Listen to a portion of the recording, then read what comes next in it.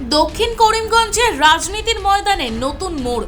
আসন্ন বিধানসভা নির্বাচনকে সামনে রেখে রবিবার সন্ধ্যায় দক্ষিণ করিমগঞ্জের বিধায়ক সিদ্দিক আহমেদের বাসভবনে এক কর্মী সভা অনুষ্ঠিত হয়। নতুন ও পুরনো সমষ্টির প্রায় অর্ধশতাধিক বিশিষ্ট ব্যক্তি ও সমর্থকদের উপস্থিতিতে গুরুত্বপূর্ণ সিদ্ধান্ত নেওয়া হয়।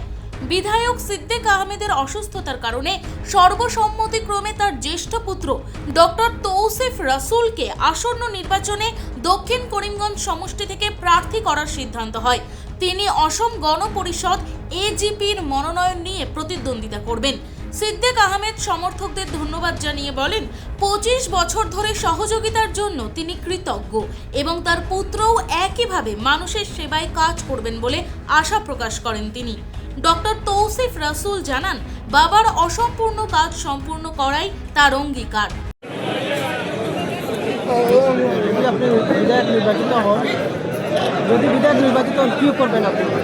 বাবাই যত কাম আছে সব আমি করবার আমি চেষ্টা করি।